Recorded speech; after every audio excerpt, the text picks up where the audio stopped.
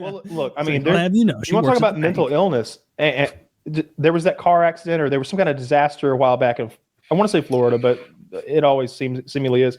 But anyway, a person's limb was thrown out onto the road. They had been in a car accident or something, and their arm flew off. And a random passing by homeless man picked up the arm and started eating it. Yeah, I hated that. And it's on video. It's not like I heard a guy who told me that, he puts gerbils up his ass. I'm telling you. Like, no, I watched this random. They had to get the arm back. Like, give me that. That's such a rare occurrence because you need someone's arm to be ripped off freakishly, and you need a guy nearby who eats arms. What are the odds? What are the odds? That's. I always I know I've high apparently.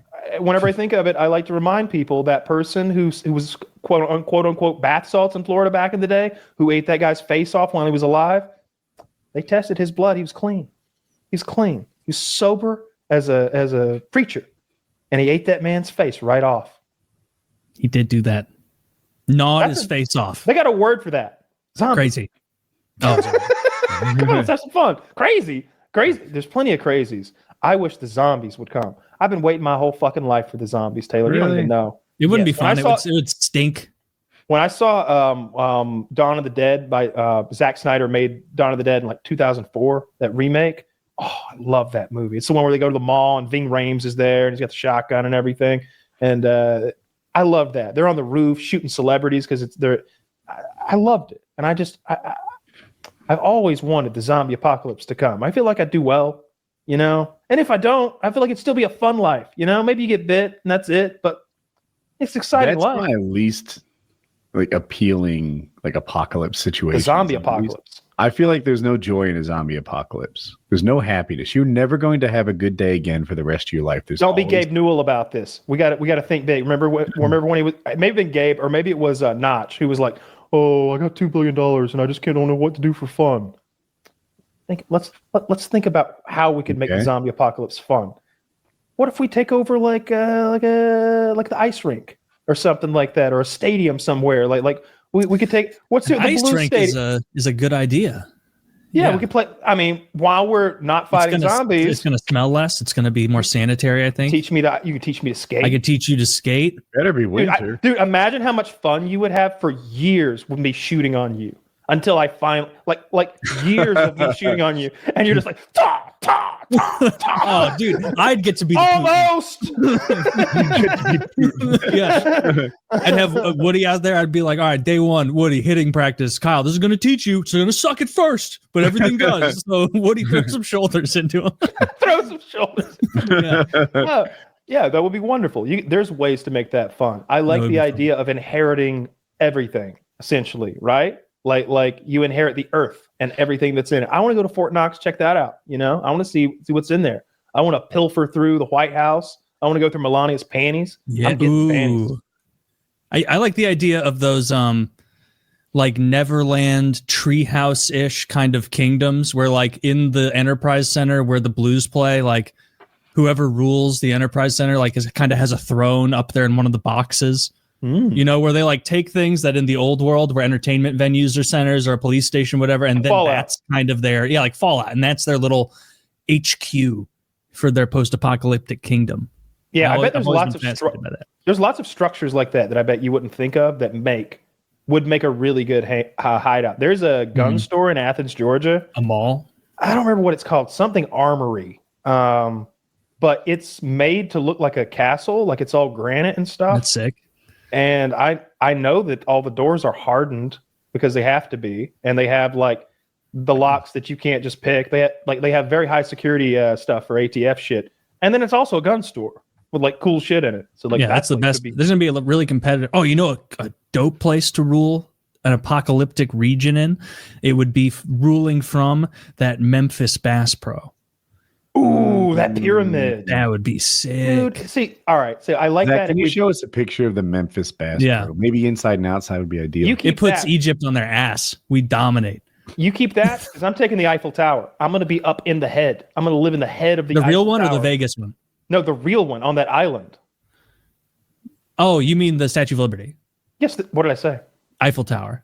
Oh, fuck. Statue of Liberty. Yeah. Yeah. I'm like, damn, you got like Are you anticipating this happening on a vacation? You ever see Ghostbusters 2 where they're in the Statue of Liberty and I they haven't make seen Ghostbusters 1, and you know that.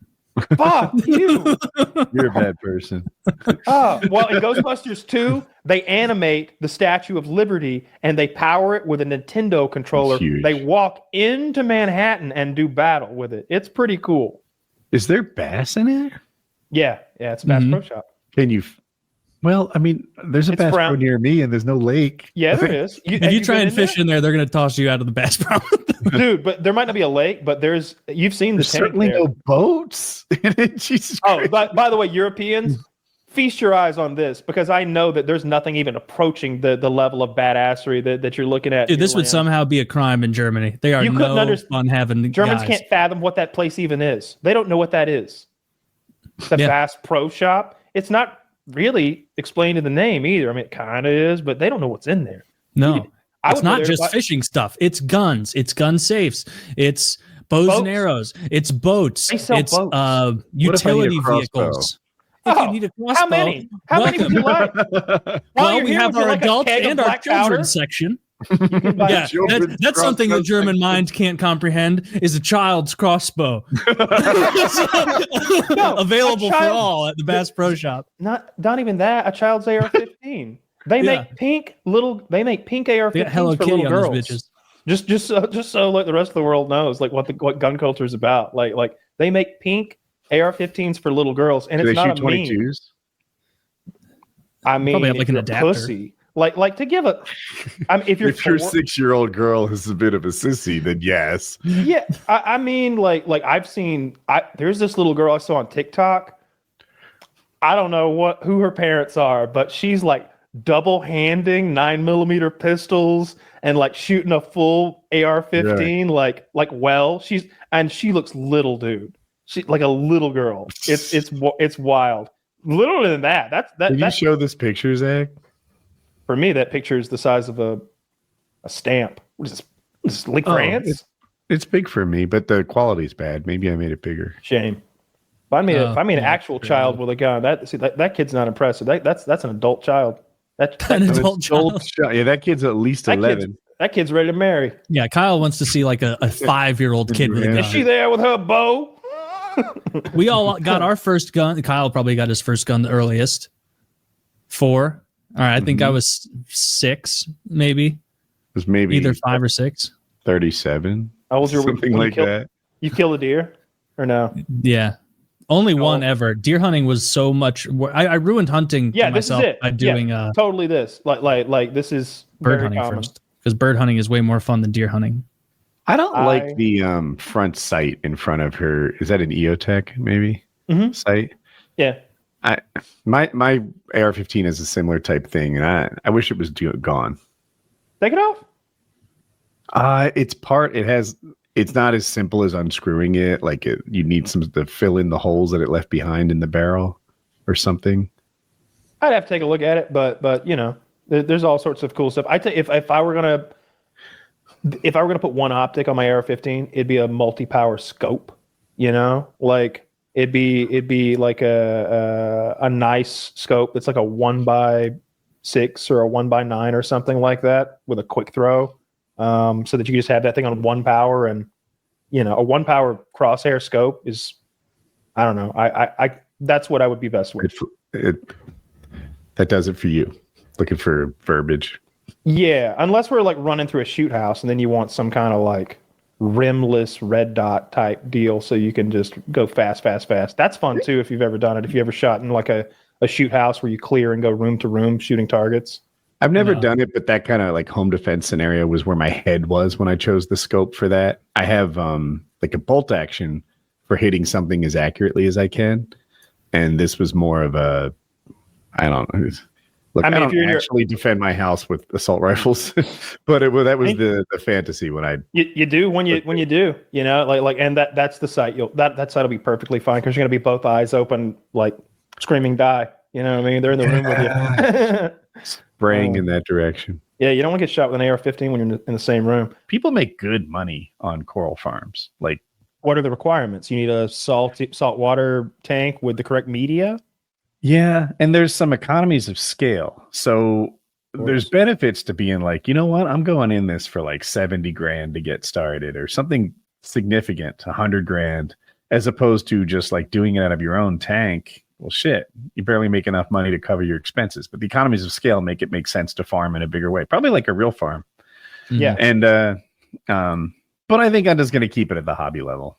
Sure, why not? You know? Yeah, it won't be fun anymore once you feel like there are deadlines and things, and you're like, "Damn it! I should have let my hobby stay a fun hobby instead of really like because just now emailing someone about why their coral's late." Because just now describing the catfish situation, it's like, that would be kind of fun. Because it's basically a greenhouse with a gigantic tank and a few thousand fish in it, and you just feed them, and everything's automated. It's on. See, that would be fun because you can eat it, like. And that's like what so much if everything comes crashing down and you got your own little fish hatchery, yeah, you're good as long as you don't get sick of fish. I don't value the disaster recovery. I'm sorry, the disaster planning very much. I feel like a lot of times it's people cosplaying or wishing for apocalypses that aren't thriving in the actual environment we live in. Well, Wendigoon's big into that. There's different flavors of those guys. Mm. I've seen guys who think of it as like cosplay for real. They're like, look, I know, but let me have my fucking bulletproof vest. Yeah, let me do my hobby. Cool. And there's guys who are like, all right, if that's your attitude, Kyle, then when the big ball drops, best not see you around the perimeter. That's all I'm saying. It's like, oh shit, he means it for reals. And there's everything in between. And I don't know what would happen that would throw us into that. That's so likely that we need to prepare for it. An EMP is the thing. It's like we're preparing. Well, those don't like shut us down forever. It's solar flare, whatever that thing is that fucks everything up for a long time. Even that, it messes up stuff that's here right now. We if anything, the economy improves because of all the shit that needs to be made and all the people. We need like when the forest linemen. burns down and it comes back so green and perfect. Yeah, or like when a war happens and everybody's got to go build a bunch of shit, and now we've got shit, and disasters can be good for good economic events. I don't think anything's shutting us down so that we need to have a bunker with guns and food and shit like that. I really don't. The odds of that are just super, super low. The variety of guy that I fuss at in particular is the one who's not doing that well, has no college account for his kids or whatever, but he has tens of thousands, if not 100,000 in his bunker and backup food and his armaments and stuff like that. And it's like, oh, you should have gone to college instead.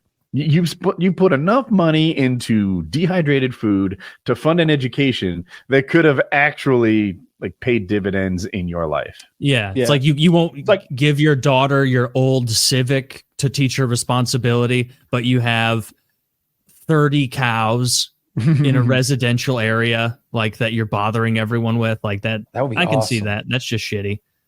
Yeah, actually, having 30 cows would be hilarious. Yeah, that wouldn't bother me. I'd be like, I know those cows. Let me pet them. Yeah, a few cows don't bother anything. It's when you got a dairy operation where your feet are a feedlot where they're not eating the grass anyway because there is no grass. They're just standing in muck and mud, and you're feeding them grain, and they're just shitting there all day. That's a dreadful thing. Those pig CAFOs, I think they're called. Right? I don't know what a CAFOS is. CAFO, CAFO. I've been rewatching Walking Dead, and it's so fucking upsetting that there's still. It's like I'm in season 5 or 6 or so. Yeah. And the main way they kill zombies. Keeping in mind, if the zombie bites you, you die. If it bites you on the hand, we got to cut your hand off really quick. Your arm, your whole arm, and that's like it, because you can't really live without your fucking leg in this post-apocalyptic war. You're just a nuisance then. Yep. So anywhere, it's just a death sentence to be bitten. But they're still stabbing them in the head with pocket knives. That's what everybody does. And so anytime an overwhelming amount of them come, basically more than we can, if they show up in like quicker than we can stab them, then we're overwhelmed and we got to run away or go to guns. But guns are ridiculous because they're just stumbling people who can bite. And it's like, why did they never make some bite-proof armor? Because a good motorcycle outfit is fully bite-proof. From the gloves to the helmet to the boots to the every bit. If you're dressed to slide down asphalt, you're bite proof. Yeah. You need that Russian bear armor.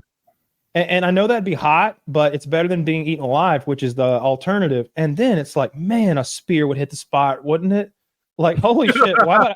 What if we had a shield with a groove in it, and the spear sat in there, and Spartan I could just style. That'd be good. headshot. What if I Yeah. put a laser on the spear because it is 2005? Headshot. Like, why are Even we a pool stabbing cue them, boys? with one of those Ev- like guiding things.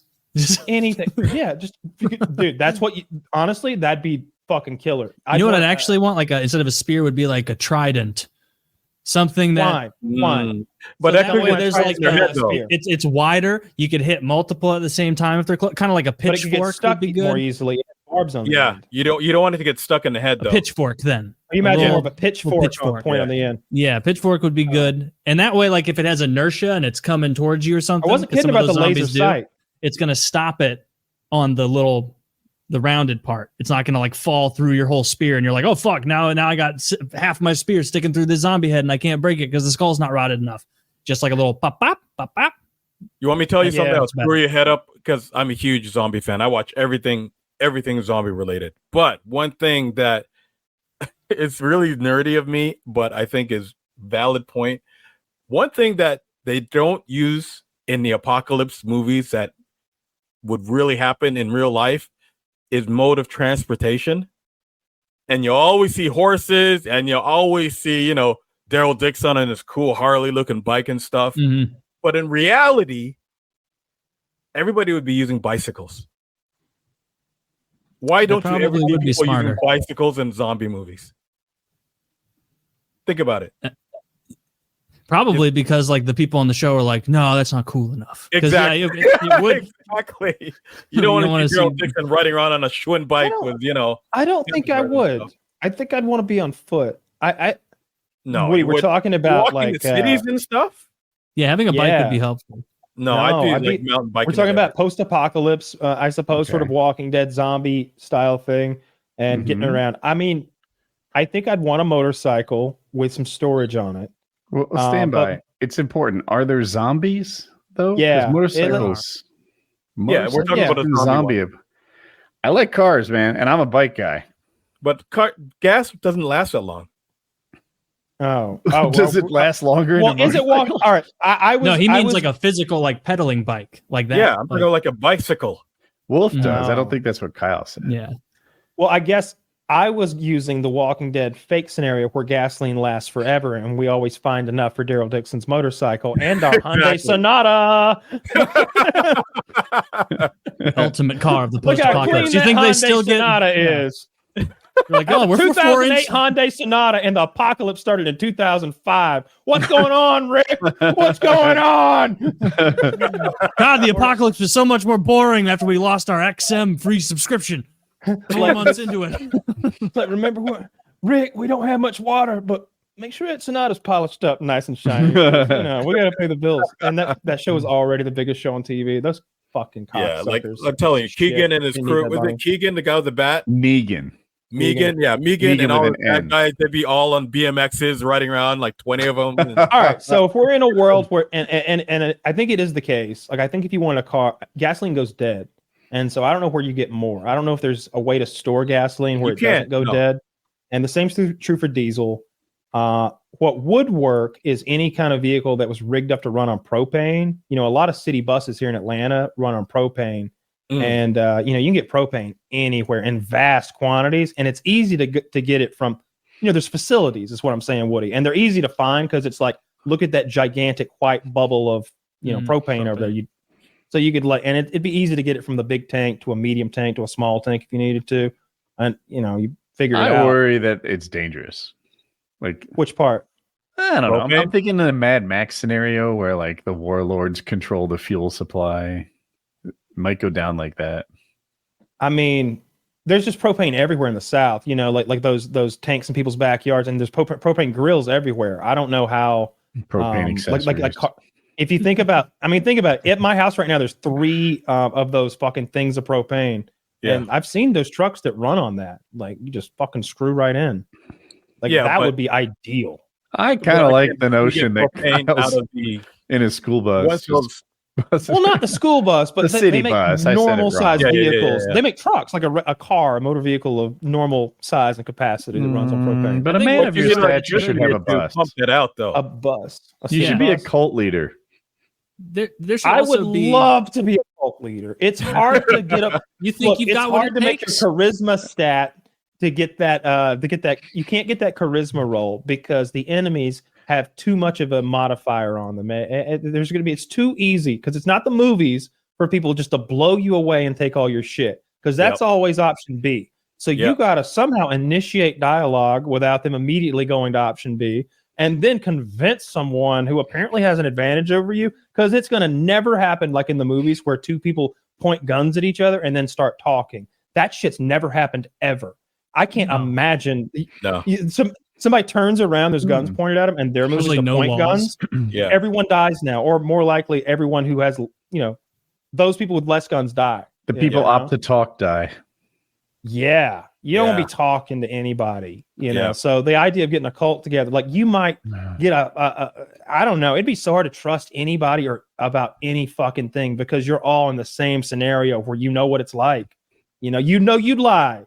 You'd lie if you played needed to. enough DayZ to know that I won't last. Bro. I will trust someone, and it won't work out well. Yeah, I'll think I've made a friend, and then I'll be in a stew pot.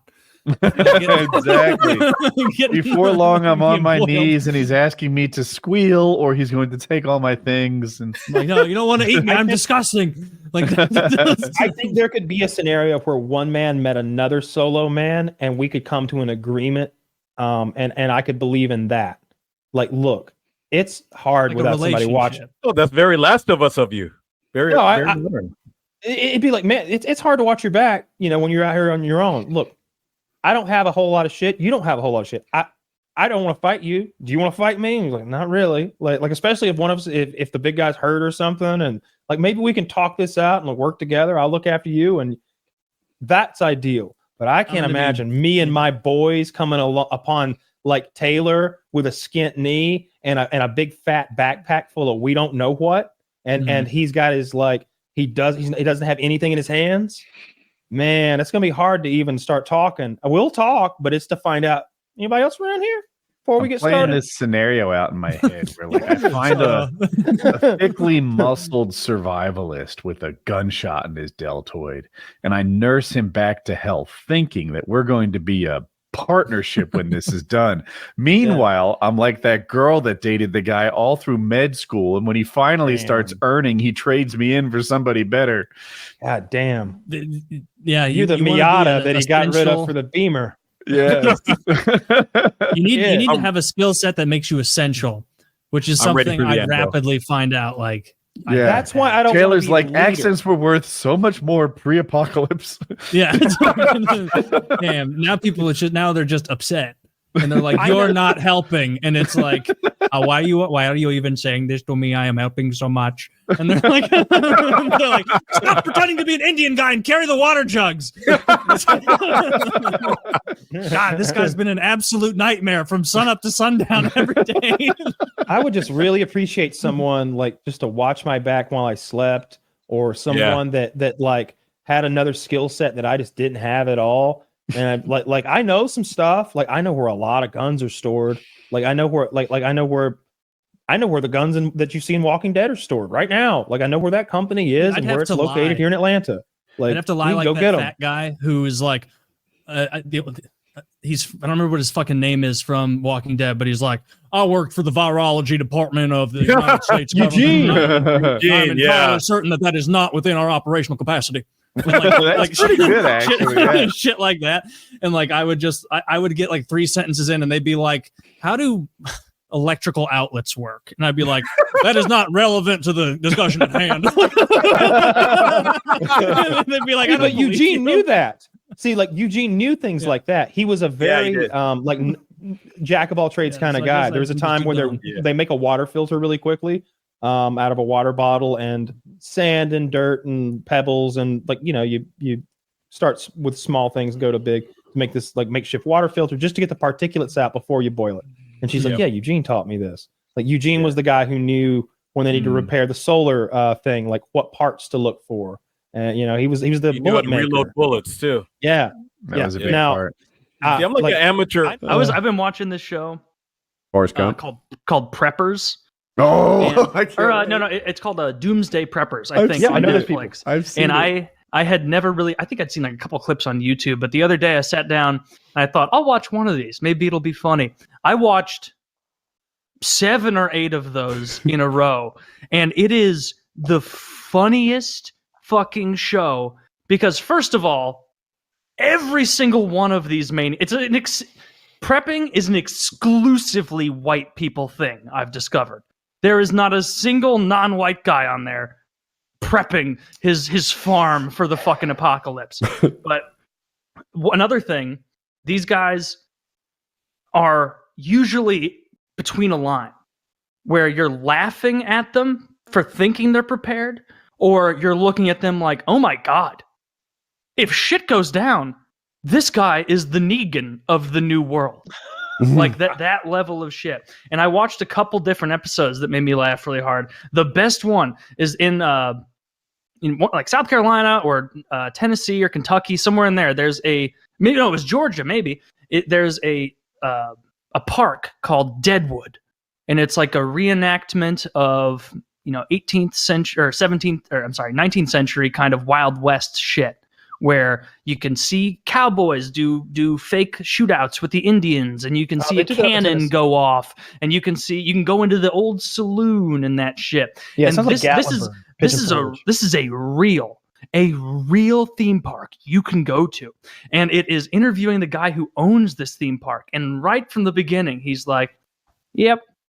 So my family, we've had this theme park for many years at this point, and it was just 10, 15 years ago. I thought, I got to start prepping. And I thought, where better than to use my own business here as the prepping town.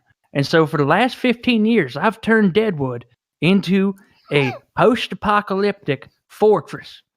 Now, and I'm not shitting you. Watch this. This guy who owns a theme park, he was like walking around his restaurant. He's like, "Well, I got a little thing around here. You order 9 cases of food for the park. I take the 10th. I've got 4 years of dried food stored up in different places around here. I'll show you this one storehouse. I'm not showing you the rest." And then with the camera people, and then he'd walk around and be like, "You see over here? We got a little putt-putt course. What you notice about that right there? Nothing, right?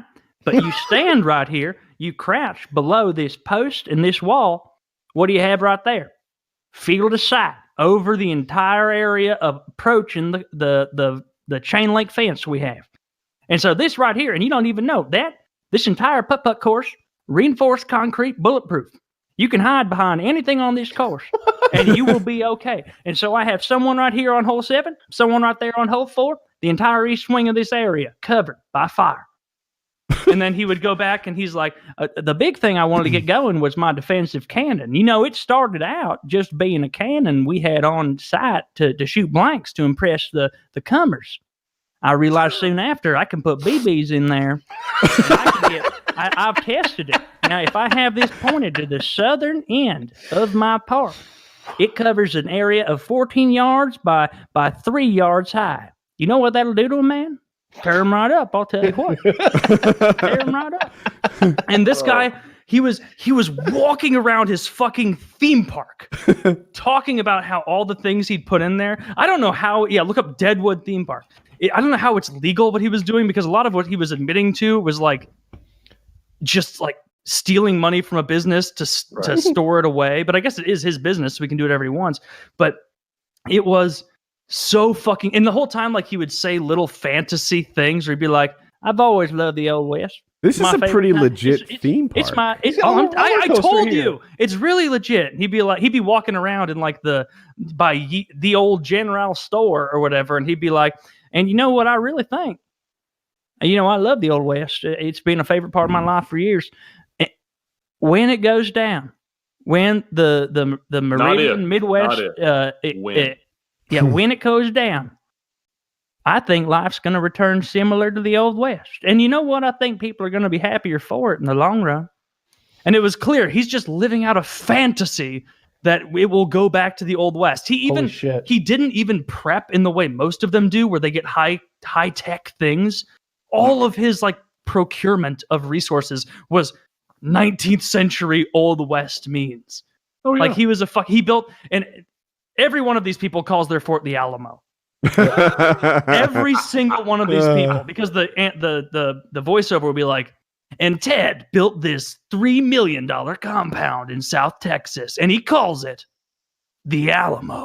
And every episode, that voice has to go, and he calls it, and he calls it, and he calls it the Alamo. Like, they're all the Alamo. One of the guys spent, I think, $7 million building a castle, like a full-on castle on a peak somewhere as a prep thing. And until this point, this was the first episode that changed the kind of candor of the show. It had been, all right, we're going to follow 3 different people, and then there's a score at the end that expert preppers are like, here's your score on water, food, shelter, security. And evaluate their like escape plan and things like that. They say when things go to, and they have a cause, right? I think it will be an economic catastrophe. I think it'll be a hurricane. And then they take that like possibility and what they would do about it and rate how well they'd handle their particular apocalypse. Yeah, exactly. So they'll be like, this guy, I think his thing was an EMP, where somebody detonating a nuke above the atmosphere and destroying all electronics or some such shit. And he, like, early in the episode, he's like, yeah, well, I've gotten really into building this castle. I've spent, I think, about $2 million on it so far. And so I'm having my 10 kids up here today to, I want to see who I want to sign this off to when I eventually die. And this is of a dude. I hope there's a reality show for his inheritance. He literally turned it into a reality show for his own inheritance, where he had all 10 of his kids come in, and he's sitting there like giving them solemn advice, where he's like, I've decided I'm not leaving very much for anyone in my will. All the money I have is going into this castle, is going into this fortress, and I need 2 of you, because he had 2 wives, each had like 4 or 5, 6 kids or something. And he's like, Mormonism. I'm taking someone from this wife and someone from this wife, and the 2 of you are going to be my inheritors for this. And so this fucking asshole of a dude took his 10 children and he made them compete for their inheritance. And so he would even Please come describe out. the competitions. And in theory, they're competing for their future survival. They are. Yeah, because not all of them are getting access to the castle. Right? And this is an enormous castle. It's way too big of a castle. It's literally all stone. Because he's like, too big. Yeah. And so he has all of them come out there, and he's like, now, my oldest son, he is the oldest, but I don't trust him with a firearm. I think he's a little bit lazy. I don't care for some of his attitude, and so we'll see what he does today. And like he like showed a clip of his son like trying to shoot the gun, and his son being like, "Oh, I've never done this before," like being cutesy. And then it cuts back to the dad where he's like, "I was not impressed, not at all. He's not going to deal with that." Like his other daughters would come out, and this guy was trash talking his own children to the preppers camera crew. Kyle, what we're talking about is this guy with 10 children built a fucking castle and then brought them out there, and in the middle of the preppers episode dropped the bomb of like, and now only 2 of you will have the rights to this castle, and you have to compete to get it. And he's this multimillionaire maniac. Is it like a shooting competitions? Okay. They're doing shooting competitions. They're doing like orchestrated counter assaults where he's like standing in the back and he's like, Tim, Alan, rifles to the front, fire, back up. Alice, Susan, bows. And they're like shooting bows and arrows at these dolls and things. This guy's fucking insane. He's fucking insane. But you know what he's And not? He's shit talking his own kids the whole way through on the private preppers camera. They'll like do something in front of him and he'll come out and be like, yeah, Alice, honestly, not impressed. Not impressed one bit by my 3rd oldest daughter. I thought she might have a better chance at this, but there's no way she's getting a piece of this pie. But he's not poor. No. He's inordinate. He built a fucking castle. That's what's surprising. No, I've seen this show too. And it's usually people who are we really could use this money in a better way, you know, and Yeah. a future that is more likely to happen. If you really have like $1,500 and you want to prepare for the future, go to community college, right? That will improve your future, perhaps. The rates on IRAs were looking attractive. But instead, But they're this like, 9-inch gun on the front of the house, the trailer home, modular home, as I like to call it, it is going to pay dividends. they're investing in Connex boxes with like enough armor to hold back a 22, you know, and acting like those are that. only $1,800 a pop. Yeah. Then it blows me away. And this future that they're preparing for, I always say this, is a fantasy. It's not a likely outcome. It's one Right, that but they'd the rather word live in there- that world. Exactly. The word is fantasy because they are fantasizing about this new world order where the currency they've chosen becomes primary. And I Yes. married into a family of these people. I don't know if I should be ashamed to say it. And No, I- you I- should I talk about certainly- it thoroughly. I'll be happy to. I received as a marriage gift from the Latter-day Saints some beans and other things that did not make my last move, I'll confess. But you know, it's Hey, what box did we put the 8 tons of beans in? oh yeah. I threw all that out, baby. I'm gonna be honest. You're fine. I'm not worried about it. You Absolutely. threw But away see- our 3,000 pounds of beans. But see, in the world of preppers, you're more accepted if you've thought of something else to prep for. Because if you say, all right, we're fortified against this level of enemy, and you come up with something like, well, what if they train the bears? Everybody else, oh my goodness, I've got to sharpen more sticks. And it's like, it's this kind of craziness. These but- Kodaks are smarter than they let on. That's Believe me, it. they can use weapons. Absolutely. and yeah, I mean, it's a thing. I mean, certainly not anything that I spend any time on, but Mormonism in Metro Atlanta is quite prevalent, and they love some prepping. They love getting together and be like, "Have you tuned your ham radio today?" And, well, no. But I literally drove up to one, and I had a CB radio on my Mercedes for the Cannonball. So to hear what truckers say about cops, and he's like, "Are you ready?" And I'm like, Oh shit! Is that the code? Are you ready? Oh yeah, absolutely. And but when they heard, when these guys hear the person featured in the show you watch come in, like, about 15 years ago, they're going to go, amateur. Dude, this guy wasn't even ready for Y2K. He wasn't even thinking about it. I was there. I had 2 drops of bleach in the bathtub. We were going to drink for days. I mean, it's that kind of thought process of like, you didn't prepare. Because, I mean, my father-in-law was ready for Y2K and probably was a little bit disappointed on January 1st, 2000, saying, man, I thought Will Smith was going to be the end of it all. But, it's like, it's not always I'm the way so it proud of my No, family. you're totally right. My dad he woke up the next day and was like, "Everything's good, huh? All right."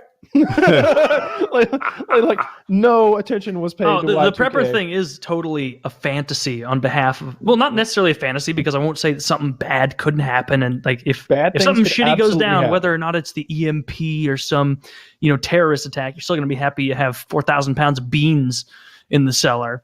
Right. But I've there was talked one about some of the specifically scenarios. that jumped out to me as clearly someone fantasizing in this show, where there was this hick-ass country guy who had like his own team.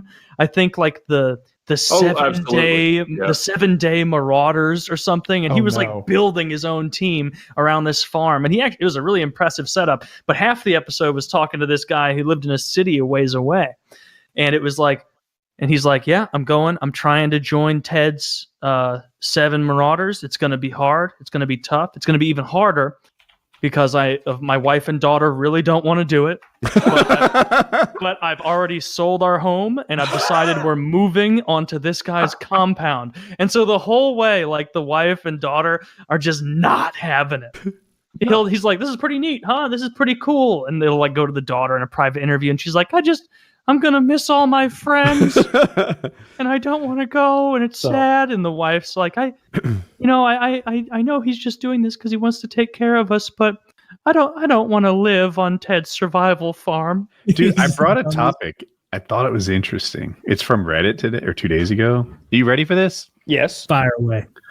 Everyone disappears for 10 years. If you survive, you get 100 million, but there's a catch. You begin exactly where you are right now, reading this or listening. All humans disappear, but animals and other species are unaffected. Things like cars, nuclear power plants, water supplies, etc., will not continue to function as if people are still manning them. For example, a car won't suddenly stop working, but it'll, stop working over time because of age. All right. Food will spoil at a normal rate. After each year, you can bring one person from your normal life to come join you. This person will also know you. However, they receive 10% less of the 100 million for each year that passes. You get this, right? They get 90 million if they come after you. Right? You cannot ask the person in advance if they agree to this, and you're not required to bring anyone, but you can choose one person or none at all, and when you bring them in. Cool. Sure. If you die, you die. The same applies to the person you bring in. After 10 years has passed, you and the world will return to the normal state it was before accepting the challenge. And any aging that occurred during that 10 years will be reversed, but the injuries will remain. Ooh. You and anyone you brought with you will fully remember the events of the 10 years, but no one else ever will. Would you do it? Why wouldn't you do it? I don't understand what the danger is. You sort of. It's kind of hard to survive 10 years without the society. Not at all. Not at all. I mean, you just go to one local Walmart you have enough food for your first 2 years. Not even that. For the whole 10 years. But first, canned food doesn't go bad. Like, canned food doesn't have an expiration date. Like, you can eat 100 years. You're good with those green beans. So food's not an issue. Canned food doesn't go bad? Canned food doesn't go bad. It has expiration dates because of regulations, but Spam will say best before 12 years after the manufacture date, but you can open a can of Spam 80 years from now, and as long as it's not perforated or bulging because of rot inside, it's totally fine. And on top of that, look, maybe I haven't skinned a deer since I was a kid, but I've figured out real quick. And I don't have to resort to deer. I can go, I'll drive to the wholesale cattle lot and pick out an Angus beef calf that's like 400 pounds. And that won't be a 10-year plan. Those things are going to die off. But they make more. They're cows. They just infinitely. Will cows survive infinitely on the farm and be there for you to? They won't stay on the farm. They'll start grazing way the fuck around, but they'll live. Yeah. And they'd be incredible in population. There'd be so much. This is just different than I thought. I think the meat chickens wouldn't become competitive in the wild and continue to thrive. No, they'd die. Right. No, but you think the cows would? Yes. 100%. They don't have any natural predators in most of the places where large cattle operations are set up. And so they just wander and travel. Some of them would starve in the winter. Some of them would, but they're really hardy. And it makes sense. And I'm sorry. No, you're good. My dad always kept cows. At one time he had maybe 600, and at the lowest he had 100 or something like that. And the more you have, the more you have to feed them because there won't be enough winter grasses on your land to keep them going. So we'd feed 100 head of cattle 2 hay bales a day. And I just feel like you could do that. You could just be a farmer, if you wanted to in this new world. I mean, it's not hard. You could be the lowest. Don't get me wrong. If you want to be a corn farmer and you're raising acreage and it matters to you how many bushels per acre you get, that's hard. Yeah. You better go to school. You go to school for that? You better. It's not a joke. But if we're just subsistence farming, my God, canning food and living off of a few domesticated animals like goats or cows. I would. The reverse aging thing is a big deal to me. So the first time I read it too quickly, and I was like, "Well, this makes no sense for me. I'm going to go from 51 to 61, and then I'll come out of that. I've got 15 years left to enjoy my 100 million. Why would I burn 10 of those 25 remaining years earning money for the worst 15? When I'll have some money in my 60s and." What does money even get you in your 70s? Yeah. It's waste. Medical care. Pussy. Exactly. So I was like, this is a loss. But now knowing that I can come back. And then I started wondering who I would bring. My first thought was Jackie, right? I'll bring in Jackie. And then it was she would be good for my mental health, but a liability for the rest of my survival skills, right? And so I'm bringing Bear Grylls. All right, he's gonna love it. He's gonna love every minute of it. Les Stroud. All right, bring Actual Les Stroud. survival. All right. Either one, pick one. I mean, Bear Grylls was an SAS. He climbed Mount Everest. You don't need a survival guy though. You can just be living like a champ in some. No, yeah, but I'm saying. Well, first of all, your initial Who better plan with all than the celebrity food stuff. Bear Grylls? Yeah, celebrity Bear Grylls for my buddy. I'm God already damn your it! friend. Me and Les Stroud have nothing in common. He's mad at me because I brought him there. Like you're 100% right about the food thing. Food would be the absolute easiest thing to come by. You could, like being in the Midwest, I could just get in a car, drive out west, find a cattle ranch, and then just combine the easiest part of hunting with the easiest part of farming. And then just do that. All right, I shot this cow in the head, and then this freezer still works, or I can just, save it or dry it. But then the company is the hardest part. The mental aspect of it is infinitely harder than the physical, because with all the resources we have at our disposal, it's not going to be a Bear Grylls style survival experience. You're going to have a ton of downtime. You're going to be set up in a mansion somewhere or just a normal house near a food source, and you'll intermittently you need someone to play games with, to do puzzles with. This is an easier question if you're gay, because you can fuck the person and play games with them. Yeah. But I think I would there you go. I think I would need I'd need to bring in two people, like a girlfriend, and then but if I brought a girlfriend and a friend, Don't bring me into your personal hell. I wouldn't bring you. No, I'd bring you.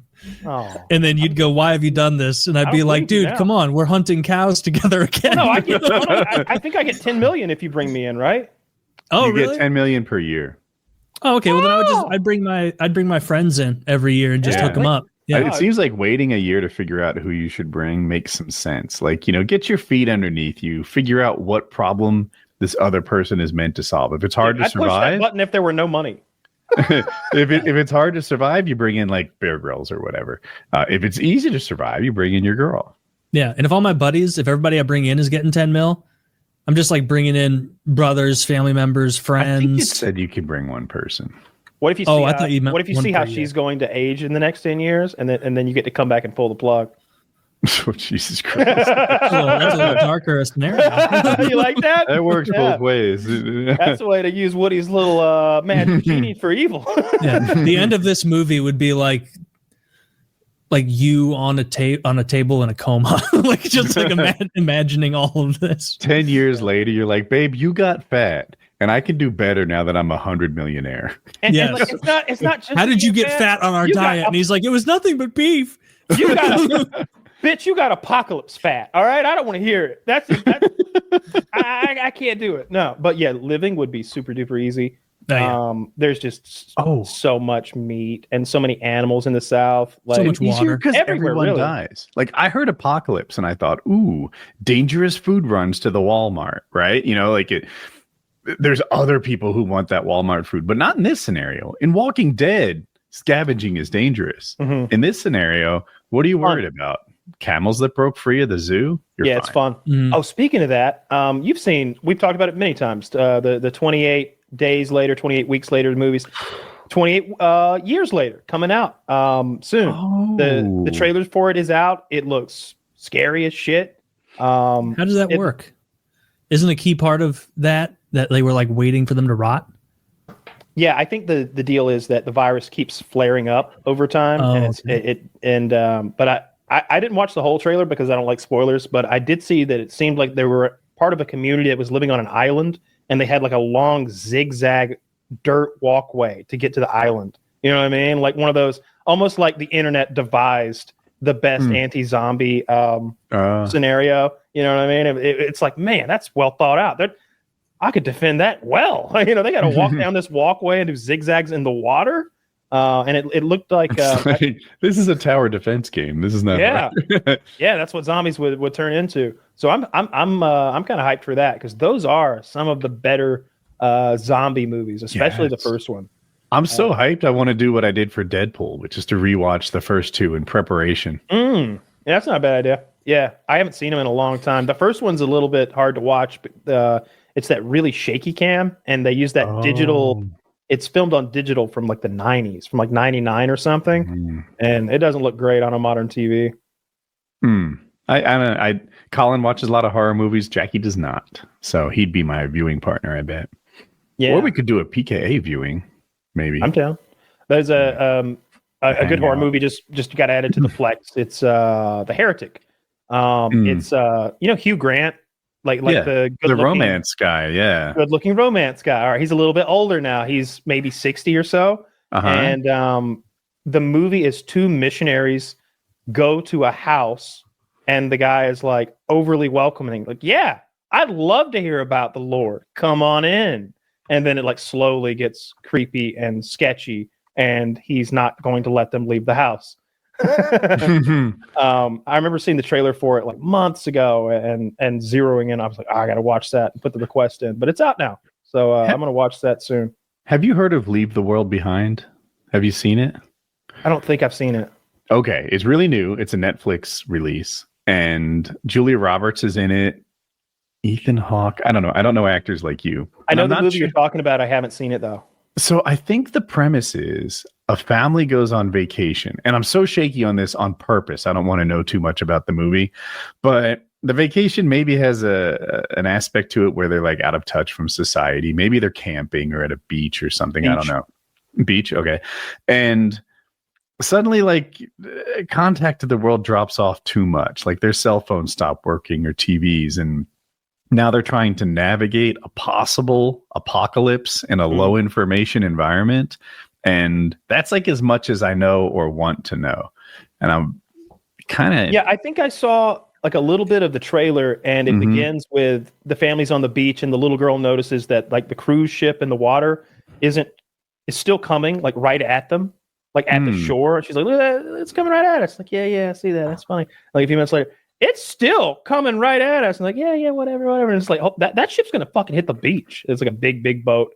And that's all I saw of it too. I think I stopped watching for the same reason. Trailers give so much of the, like, if you watch a whole trailer now, you'll get to the end scene where the good guy fights the main bad guy, and you're like, oh, okay, so that's how it ends. Well, no need to watch now. I don't understand the modern trailers, although I do this a lot. I go through like really old 80s and 70s movies with my girlfriend, and she'll be like, play the trailer.